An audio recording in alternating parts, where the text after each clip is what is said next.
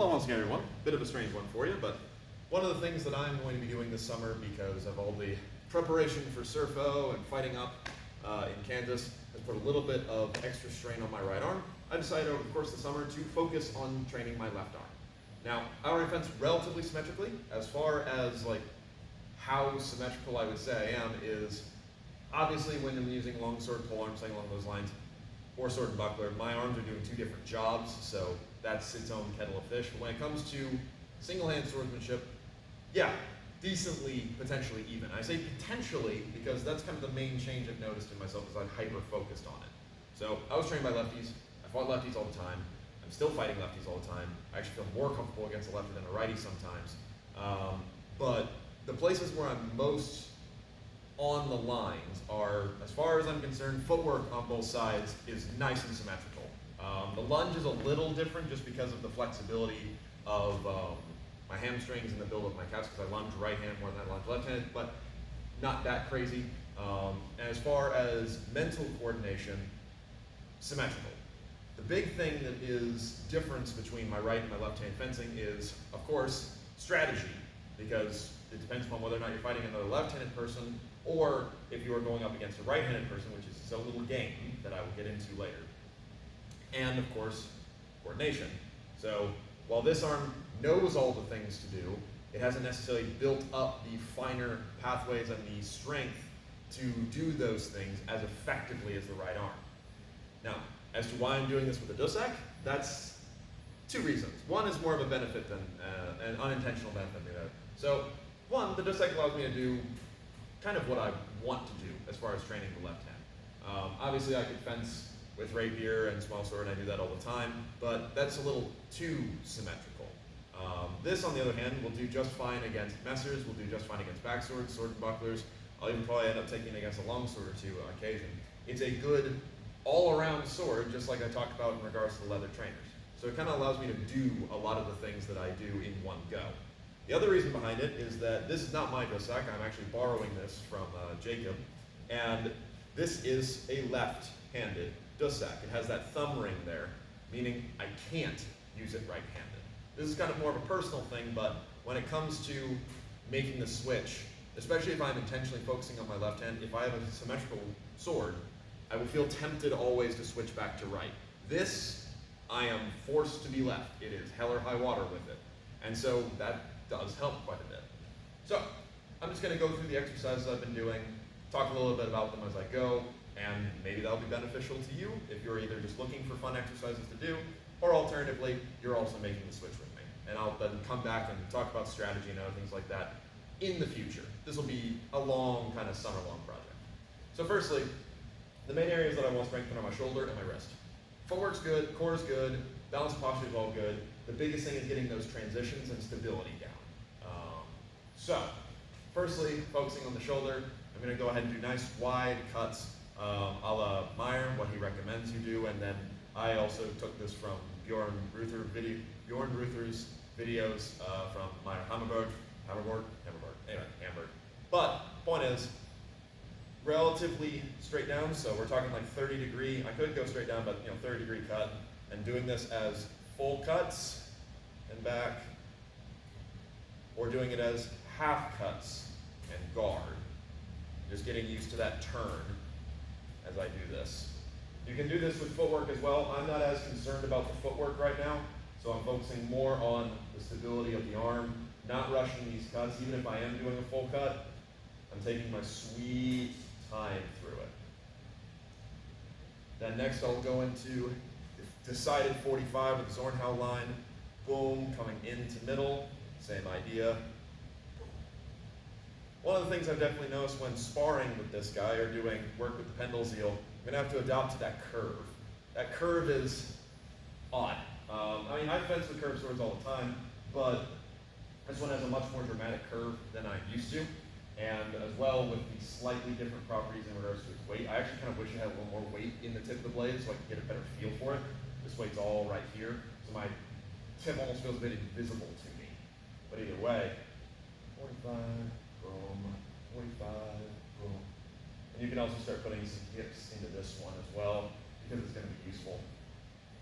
You can alternate half cuts, full cuts, etc. But after that, lead into cutting directly across. Something I don't normally do, but it's very good to build up. Across, back, that's half cuts, or you can do full cuts. Definitely getting that shoulder involved. These are the ones that always cause the palm of my hand to start really burning because the weight of the sword is sitting on it a bit more. Cross, cross, cross, cross. And then cutting from below. A little bit weird to get started, so you can pass into it if you need to, but I'll go ahead and just go from here. Open up, cross, open, up, open, up. Now you can do half cuts with this, wherein your sword stops about here, kind of a spadroon guard. I very rarely do that, so this has been a bit of a fun one to kind of teach myself to do, is up, guard, up, guard, up, guard, instead of my normal through, up, that sort of thing. Now, I'll mostly stick to the dominant side on that because that's where you're going to get all the kind of strength and stuff, the first couple bits of strength. It's also teaching the brain new dominant line, right? This is where I'm focusing on cutting from initially. This will have its own properties later. So, next thing I'll lead into is going to be the idea of cutting through to guard. This is one that's a little bit frustrating for me at the moment, so bear with me. But essentially, now I will do a full through cut, boom through, up to shia on the right side, and then if I want to, I can turn over and cut, boom through, you can go back to shia on the other side. Now, this isn't necessarily what you see in Ruther's video, but I like to go to this right shia because that's also kind of getting my hand used to the transition that I'll need later for achieving the stutz, which right now my stutz is not very good with this hand. So, down through, up, turn, down through, up, turn. Probably the biggest thing I feel on this side is I feel a weakness when I make that transition there. Part of it is because I'm trying to do it slow and build up the shoulder and the hand position, as opposed to if I just kind of let it go, it feels a little better. I mean, I feel open for longer, of course, because there's more momentum involved, but getting comfortable with, yeah, that's now exposed, it's not a big deal. Down through, down, up, down, up. I'll show a little bit of that from the front.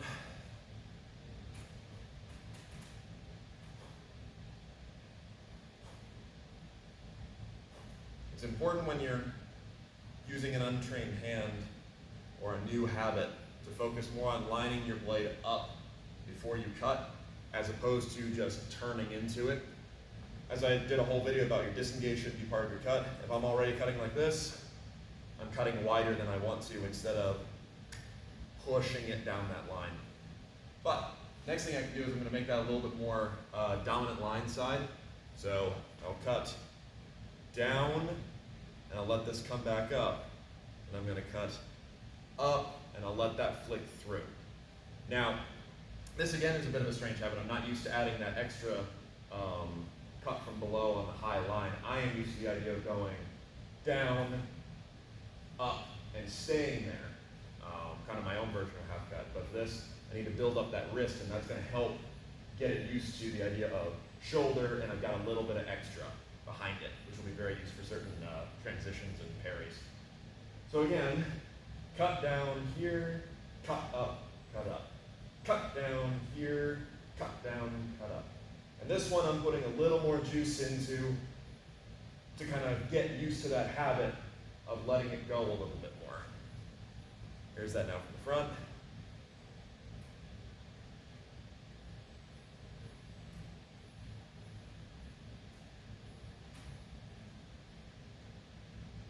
Nice and strong. Wow, give the hand a second. Now, and the good news is I'm feeling it all in the bottom of my hand, so my ring, my pinky, and that kind of area, which means that I am gripping nice and far down. It's sitting into my hand. I'm not over-relying on using my thumb. Even though there is a thumb ring, it's just kind of sitting into there or anything along those lines. The heel of your hand is its own sort of, it's like your offhand when you're using longsword. It adds the stability, and you got to kind of get used to using it that way. The next one is a nice and easy one. That's going to be driving. So that's going to be, I come down from my right. Sorry. Yes, I am correct. Haha. Down from my right, boom, up. And this is more about just the arm and core moving together. And the reason this is important is, number one, it's different motion. It's using the arm just more as one piece. You could absolutely do this from this side, but that's not quite as impactful as getting that back shoulder involved. The other thing about it is that you need to be judicious with your offside cuts. I think I've spoken about this at length before. It's very easy to get too much into your backhanded cuts because they're more powerful than your forehanded cuts by default. So I'm kind of training this side to be ready for a little bit more limited things. Now, is this the original intention of, why Meyer wrote this stuff this way? No. But, at least not as far as I know.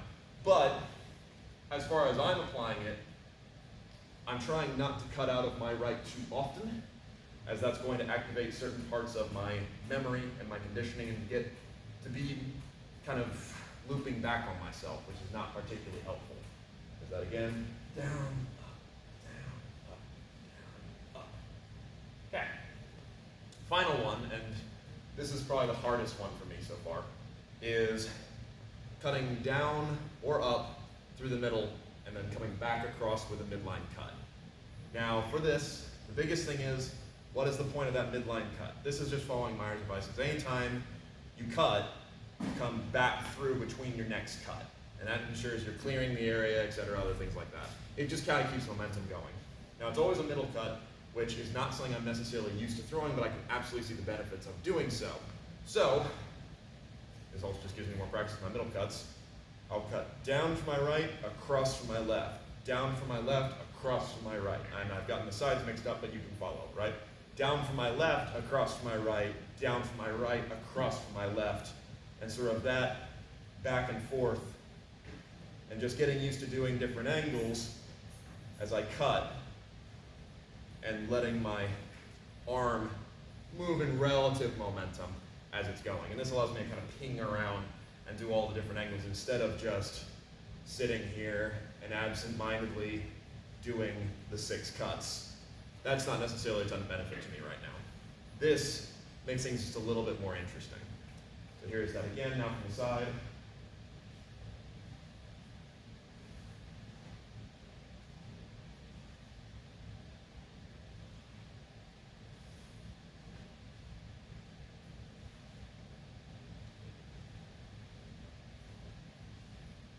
I'm putting a little more juice on those middle cuts just to get them through quicker and get used to that turning motion. So, that's all my shoulder work, nice and straightforward. I'm not getting to point work yet because I'm mostly focused on just the cuts for now, just getting used to that stability. The point work is actually something I'm pretty familiar with thanks to fencing with rapier, etc., left-handed so much. So I'm not super worried about that until the rest of the game has been kind of solidified. Now, next thing I'm going to focus on my wrist, and for this, we're going to hop systems. So, moving ahead, going to do Raworth's 6 cuts through with the wrist being isolated. So for this, I just take a medium guard, which is held in the middle of my body, and I'm just going to cut a 1 cut, 2 cut, 3 cut, 4 cut, 5 cut, 6 cut, and you're either back to middle or you can go back into the 1. Here's that again.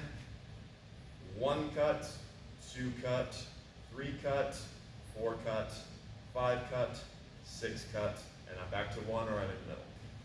This one's particularly useful because 1, you should actually try doing a lot more, especially earlier broadsword sources with a sword like this, as we know they were used. But another reason is because this is a nice simple pattern, it's one I know very, very well, and it forces me to focus on keeping my hand in the middle and isolating that wrist and practicing Milanese, because it is highly likely that when this sword gets exposed out into space, that Milanese is going to be what saves me. So, run the front a couple times, then I'll turn again. So, 1, 2, 3, 4, 5, 6. 1, 2, 3, 4, 5, 6. 1, 2, 3, 4, 5, 6. Turn inside. 1, 2, 3, 4, 5, 6. 1, 2, 2, 3, 4, 5, 6. 1, 2, 3, 4, 5, 6. Done. And so, that's what I've mostly been focusing on for right now. It's just enough work that my left arm's feeling it, but it's not necessarily strained. Everything's going pretty well in that regard. And then, of course, I've been sparring lightly with it, exercising with it in other regards and things along those lines. So, for the next couple months, the main goal is to keep doing that, do step drills and other sort of things that force me to be left-handed and work with this, and spar lightly against other weapons. Mostly focusing on sparring either other left-handers or much more slowly with right-handers, because I'm not necessarily focused on the lefty game yet, which will kind of be what I'll talk about when I come back next. I'll talk about how I am implementing point work. I'll talk about strategy in regards to flipping the entire script and fencing left hand, and also playing the lefty versus righty game, and things along those lines. So hopefully this was interesting to go through. If nothing else, there's some single-handed work for you, which you can do with pretty much any sword. So thank you very, very much. We'll go over some other techniques another time.